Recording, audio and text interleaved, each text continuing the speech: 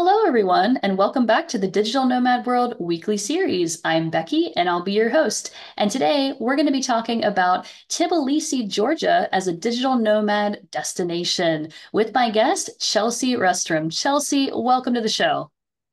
Thank you. Chelsea, I'm so excited to talk about this place with you because I know that you have quite a connection with it, and we'll talk about that in a moment. And also, I myself have been here twice now, once with you recently, and you proved to be a great guide to the city. So excited to get into this. So, first of all, Chelsea, can you tell us about your background and how you first started your digital nomad journey? Yeah, I think it's kind of unique. I started working online when I was 14 in 1997, and building websites. One particular website that was a free stuff and couponing website uh, that then made money through affiliate marketing and um, just different advertising models because I had so much traffic. And by the time I was 19, 20, it was a full income, maybe even multiple incomes. So at that point, I started thinking about living and working from anywhere because I had this potential sitting in front of me. And I tried to go everywhere, actually. I was like, I'm going to go live on a cruise ship. I'm going to go to China. I'm going to go to Japan.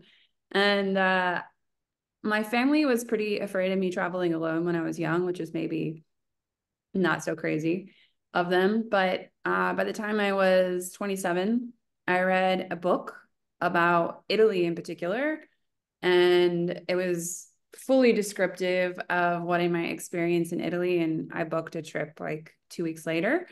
And after that, I got hooked. I got super hooked. I loved just smelling, sensing, feeling, being in different places, and sort of this idea of living and working from anywhere kind of came to fruition.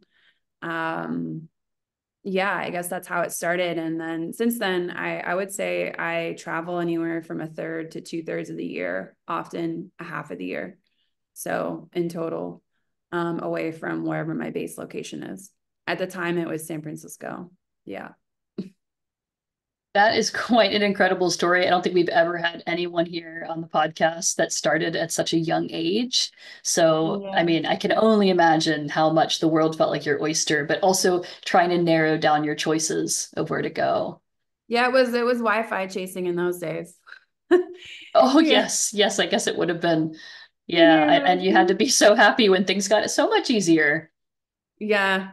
Yeah, no, I had a boyfriend a long, long time ago who was he started an internet service provider, and he would say like, okay, in 5 years we're gonna have Wi-Fi everywhere. It'll be everywhere. We'll have data. And it took 15 years. So yeah, I'm really grateful that it actually works now. And Yes. I Yes. would say that it's only actually worked well globally in most places for the last 5 years, 3 or 4 or 5 years. So that's cool. It's That's definitely really the time to be a digital nomad compared to way back when you started. Even, yeah. yeah, like you said, 5 years ago. So, yeah, the time is now for those watching and listening out there. But okay, how about Tbilisi, Georgia? So, how did you become connected with this city? By accident, actually. I was living in Granada in Spain with a partner at the time, and he wanted to go to Tbilisi for tax reasons, and I didn't want to go home. So I agreed to go. I was like, where is Tbilisi? I Googled it and it looked really beautiful, as your background does. It looks exactly like this, even more bustling and beautiful in person. So I just said yes, it's one of those yes moments. And we moved there in March of 2020 during the pandemic, right before lockdown. Yeah, oh, I know those places that everyone got stuck during the pandemic. You form this special bond with those places, whether it was for good or for bad. It's like you will never forget those places where you were. Trauma bond. No, just kidding. No, I mean, it's funny because I was very wary of it for a long time because I hadn't seen much. And it's Tbilisi, especially 5 years ago, 4 or 5 years ago, looked much different, at least in my eyes, than it does today. There's a lot more infrastructure there now and a lot more restaurants and vibes. But yeah, even as like time went on, like maybe 6, 9, 12 months, like I started to see more and more of Tbilisi, and I fell in love with Tbilisi in stages for sure. It is a really fascinating city, but I know it's a city that a lot of people have never heard of, and they have no idea where the country of Georgia is. In fact, they think it's a state in the US, and they wouldn't be wrong, but this also causes a lot of confusion. So, Yeah. yeah, it's really not a country on the map. I don't know if you would agree that that is still the case, but yeah. It depends on where you're from. I think if you're an American, most Americans have never heard of it unless they're avid travelers. I would say Europeans, for the most part, are pretty familiar with Georgia. Yeah. All right. Well, I always like to start when I talk about these destinations with the visa because the visa can widely vary when you're entering as a nomad. What are the rules in general for people coming into Georgia for the Yeah. visa? I mean, I'm no visa expert, just as a caveat, but 95 countries have 365-day open visa access. As soon as you come in, they just like stamp you, boom, you're good for a year. And then other places have a little bit more strict requirements, but it's one of the most open countries from a visa standpoint in the world. And the law actually reads that if you leave and come back, you get another 365 days. The only time this is an issue is like, say, in pandemic times, if they're only allowing citizens in, even residents weren't like allowed to go in and out during the pandemic. So, but yeah, if you're a digital nomad, it's perfect. You just come and you can stay as long as you want. Wow. So just to clarify in that visa run, do you just mean you can leave for a day and then they have to let you come back in They don't right have to. away? I mean, it's just like anything, they can just say whatever they want and do whatever they want at the border. But in most cases that I've heard, yeah, it's you can go to Armenia or a neighboring country, hang out for a few days, hang out for a day, or just do a visa run that same day and come back. Yeah. Wow. That is one of the most relaxed visa policies I've heard. So, as you said, great news for Yeah. digital nomads and rare Yeah. right now in the world. So, that's fantastic. Yeah. Another question I like to ask about countries we're going to, these special locations, is when you're coming in and you're spending time in Tbilisi, is there anything you should bring with you that might be hard to find once you arrive? I wrote a list here. This is very particular to me. Okay, great. Um, I had a hard time finding hot sauce, like particular hot sauce that I like. Georgia has this spicy sauce called a jica, which is it's like a they call it another name for it is spaghetti salt, but it's like a mixture of Georgian spices and salt, which is also good, but I don't know. Sometimes I like to make Mexican food, so hot sauce. They also don't have a lot of vegetarian food products. So sometimes I'll bring like protein or tofu. And then another thing is if you're going to go to the mountains, you definitely need like an all-weather jacket and some layers. The weather can change quite rapidly, I would say in Tbilisi, but also, the mountains are cold, but you're going to want to go to the mountains. So definitely bring something a little bit more than just day-to-day Portugal light jacket. I live in Portugal, is what I'm saying. Oh, yes. On that note, what about hiking boots? Are there like nice hiking stores in the capital? I know it's a big thing in Georgia, but also in some countries I visited, I found it's hard to find really good hiking I boots. think like if you have a particular brand that you really like, shopping is not great in Tbilisi overall. You can get anything that you need there, including hiking boots, but if you have a particular brand, it's not like other capital cities where there's just a ton of shopping. That's not really that's not really the vibe in Tbilisi, I would say. So Okay. Yeah, that's good to know. So I think this is a huge question for digital nomads. Where should we look for accommodation when we're staying there longer term? Should we go to Airbnb first or Are there co-livings we might want to know about? Do you have any tips for where to find these also short-term to mid-term rentals? I would say it's so reasonably priced in Tbilisi, and the infrastructure of the apartments, like they have like a lot of them have dishwashers and air conditioning and heaters, and they're just so nice and they're so outfitted that I think Airbnb is actually quite good for anything less than 3 weeks. If you want to stay like a month to 3 months, like maybe Facebook groups are better. Um, Otherwise, you can get a long-term rental, of course. But yeah, it's pretty reasonable, and there's a lot of inventory in Tbilisi. So I think as opposed to other places where it's difficult to find things on Airbnb or they're incredibly overpriced, I think Tbilisi has a really good supply. Okay, great. It sounds like there hasn't been so much regulation with Airbnb then, if that's the case. No, a lot of Georgians actually own their own homes, or they own second apartments or country homes or whatever. So a lot of the supply is actually Georgians renting out apartments. So yeah, it's I think that's a reason for the regulation not needing to be so stiff. There's plenty of housing in Tbilisi. Fantastic to know. And what about co-livings? Because I know some digital nomads just like to live together and as a way to meet people. You know, I don't know of really any. There was one called Local, spelled with a K, Lokal. I think they're opening a new space at the moment, but I haven't really caught up with exactly what's going on with that. Um, there's not a lot of that there actually. Not a lot. I hear room for opportunity then for somebody watching Yeah, this yeah, yeah, potentially. But totally. Totally, especially if you could yeah. get building for digital nomads. There's definitely stuff to do there for sure.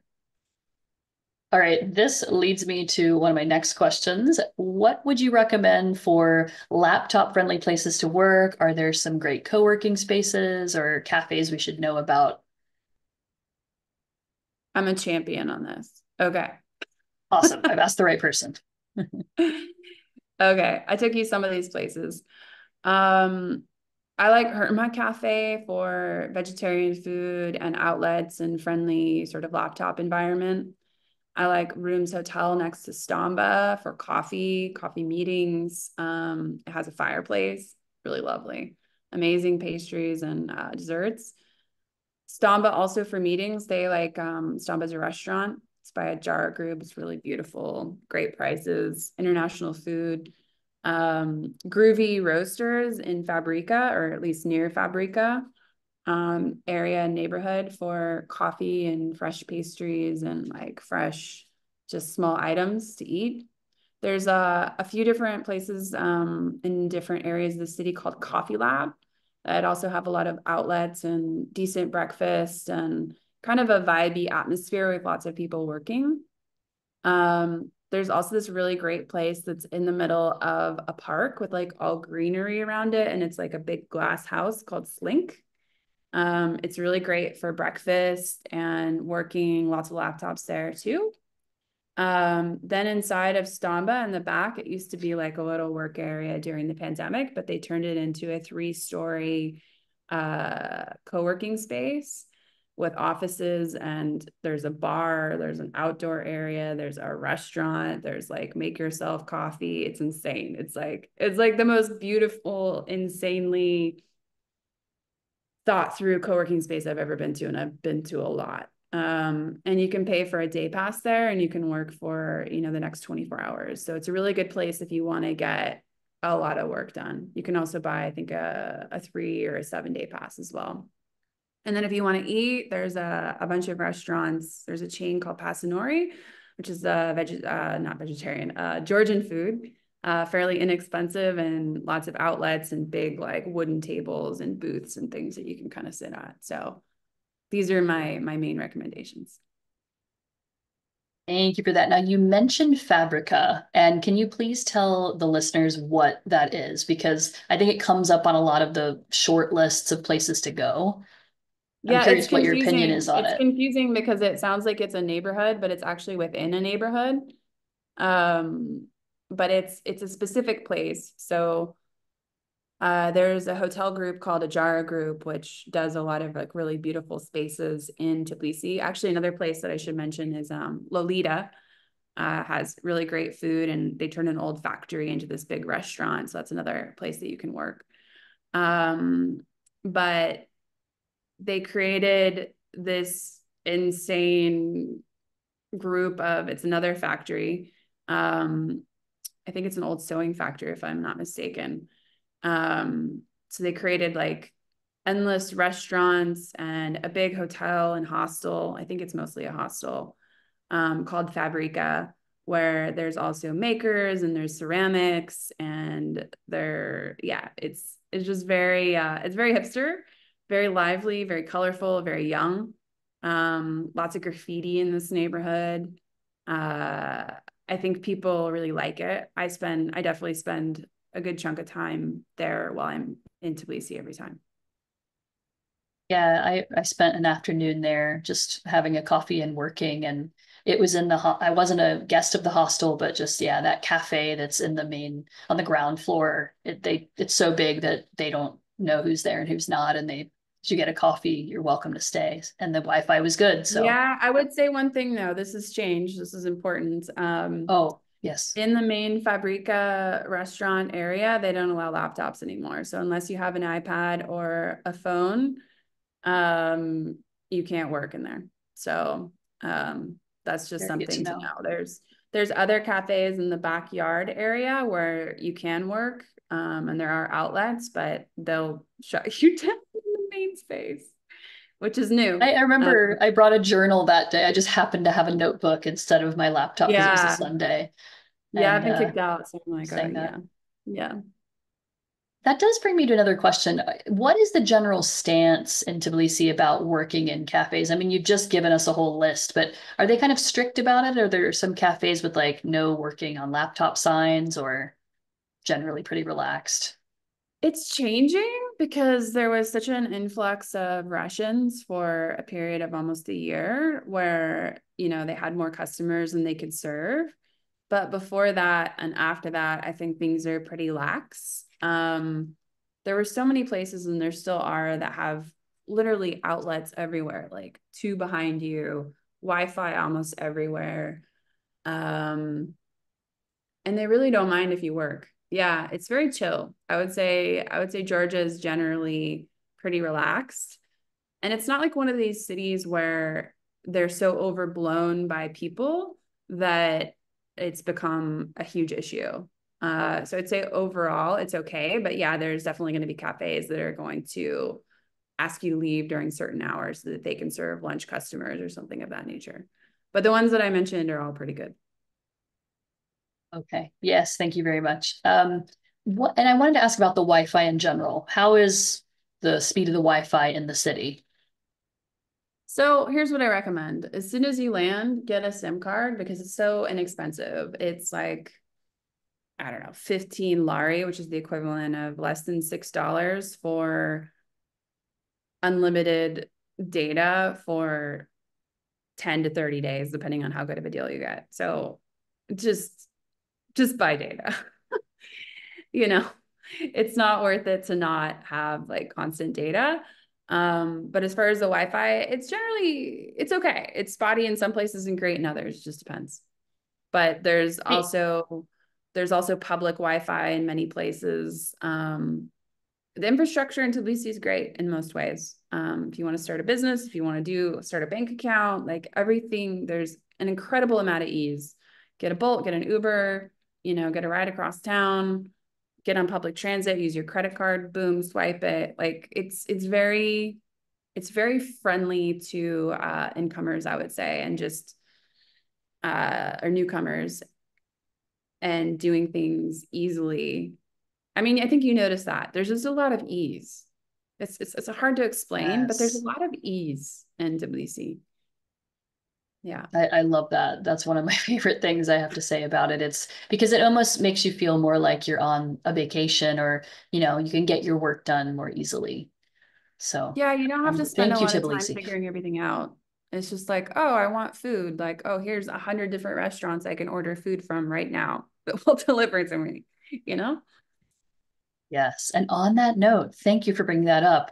We're going to talk about one of the most popular and wonderful things about Tbilisi, the food. So, Chelsea, can you tell us what your favorite places are to eat in Tbilisi? Any great recommendations? I have some sketched out here, but I think almost all the Georgian food is good. Like you can't go wrong there. You can eat anywhere and it's lovely because it's all handmade. It's probably made that day and the produce is great in Tbilisi and in Georgia. So I would say get to your nearest Georgian restaurant and try as much as possible. One of my favorite places to take people to do this is a restaurant called Tbilisi. We went there near Dry Bridge. And yeah, it's great. It's very inexpensive, fast service. They have everything. You can try lots of different things, see what you like. Um, as far as like more international food, I like this place called Weller. It's a little bit of like a Middle Eastern place. And then there is the Orbeliani Bazaar, which has like, yeah, we love this place, which We has went there like like, 3 or 4 times yeah, together. That was we our were we place. were great patrons of this place, which has like a million different places to eat, of all different cuisines, of world cuisines, including Georgian. And then there's another place that I like. It's pretty simple, basic Georgian food called Shatri on Rustaveli Avenue. And then for more fancy sort of creative like takes on Georgian cuisine, there's this really beautiful place called Nina's Garden. Um, so those are some good starters. Thank you for that. Also, just for people who really have not been to Georgia, they've never had Georgian food. Can you give us like, let's say, 3 different Georgian dishes that are like must tries? For me, one of them is the roasted chicken with garlic, which I'm not going to pronounce, but it's like shukmaruli, I know. I was something like, like that. wow, let's see what I can do here. But that's like just as an example. Yeah.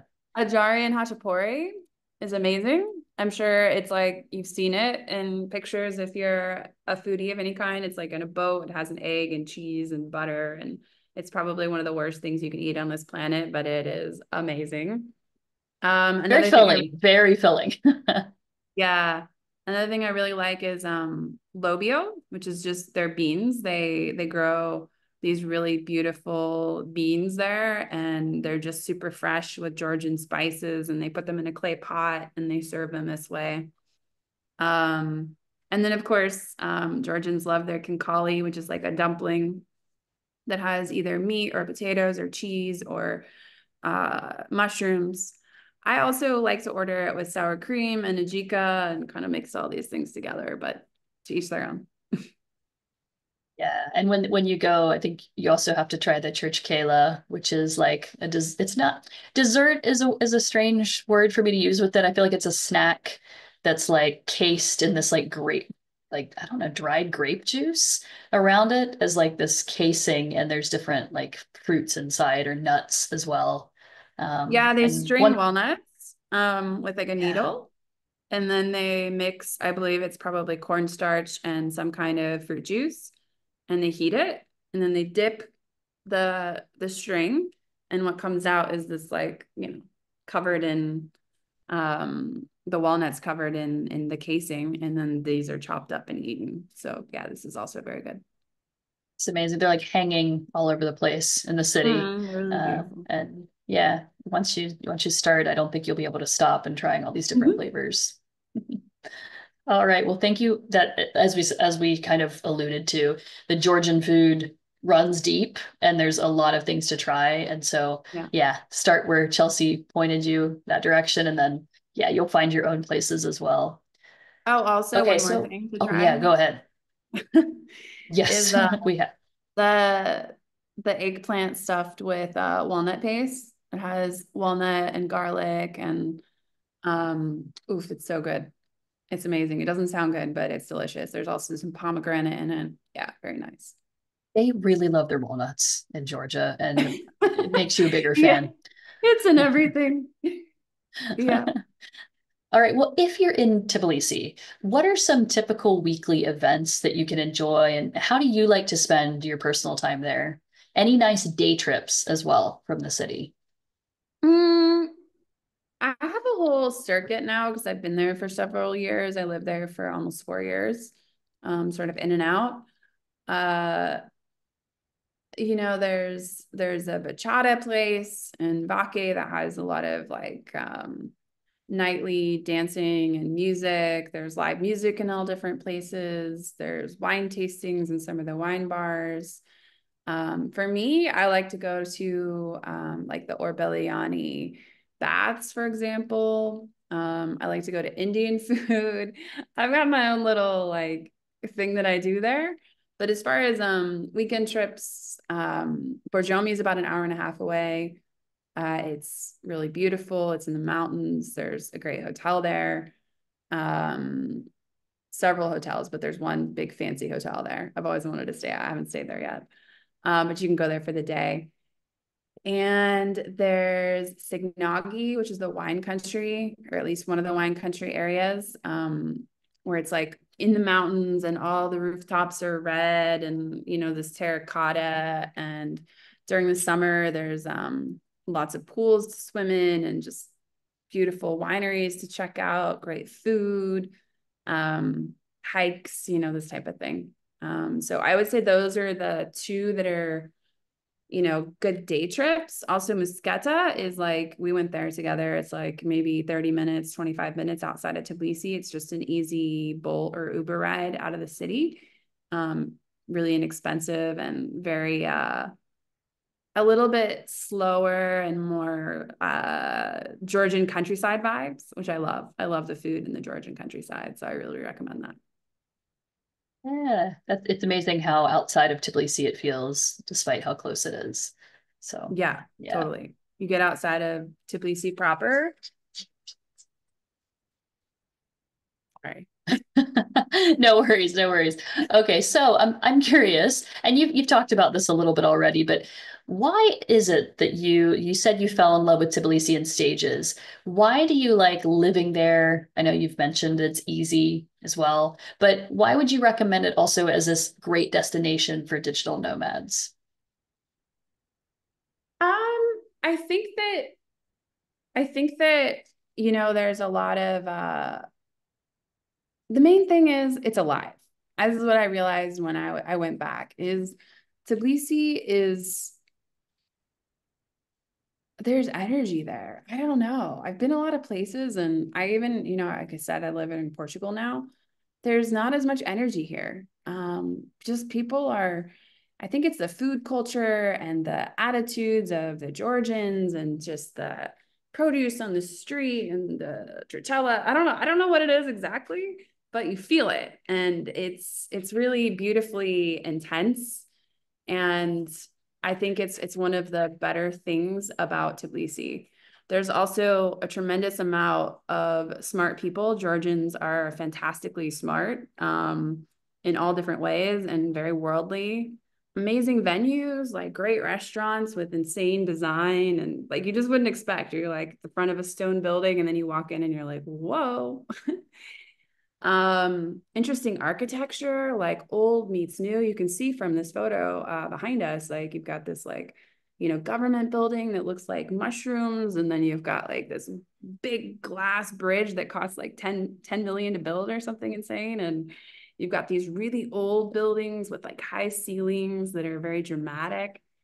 And then you have these produce markets where they sell spices, and you can buy things from an old from an older grandmother.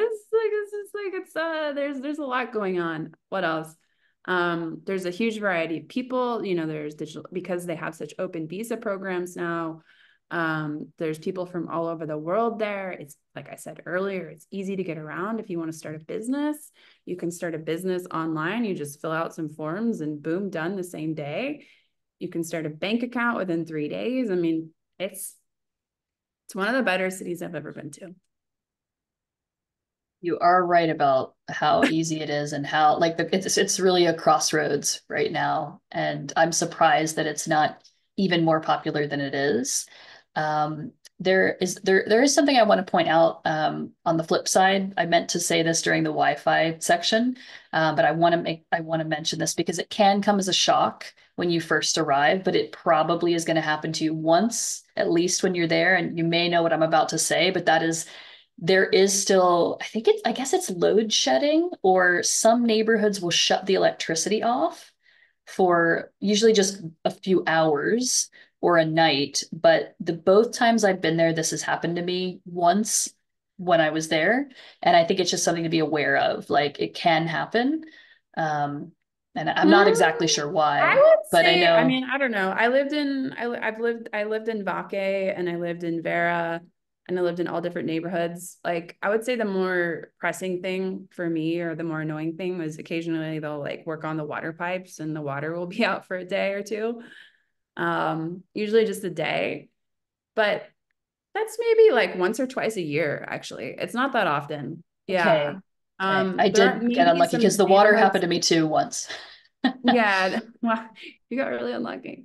It's not like South Africa or Cape Town or these No. other Puerto Rico. It's nothing like this. So, I mean, depending on where you're staying, I think it's not really, it's kind of not really a big deal. It hasn't been a big deal for me at least.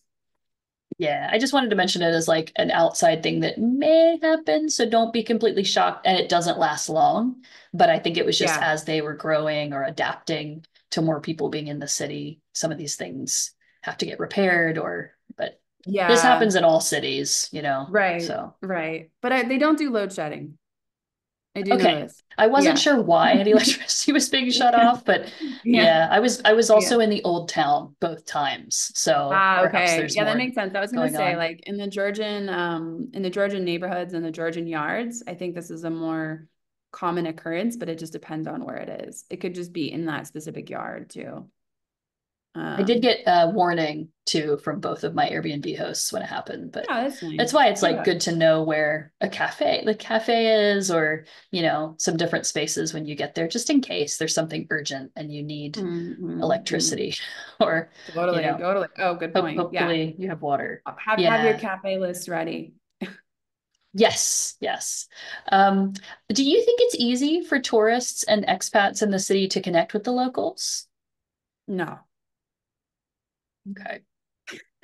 Why not? Or why is it hard? Georgians, like many other cultures, are, they've got deep relationships with their family and their friends, and um, they're more long-term thinking. They're not looking for people that are coming in and out. Having said that, like the startup people and the more young sort of entrepreneurial types are definitely interested in mixing with others.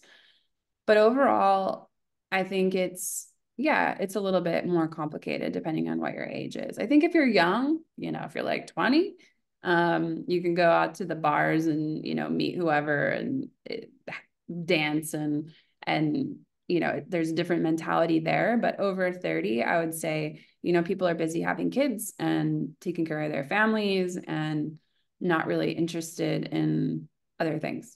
But if you're there for, say, 5 years, of course, it just takes time. Um, Yeah. not to say that you can't do it. You just have to find the right crowds of people that have a more international mentality and that are interested in that. Yeah, I was curious what you'd say knowing the city better and having spent more time there. Mm. Also, what is the level of English in Georgia? It used to be pretty bad. I would say if you go to Georgia, definitely learn how to say please, thank you, hello, and goodbye. They really appreciate it. And it's easy to learn. This took me like a few weeks or maybe even a week to just start practicing it. And it really goes a long way. Um, but the level of English is quite high. Most taxi drivers now, most Bolt drivers, most people in restaurants will understand you in English, especially basic English. And the rest can just Right. be hand motions.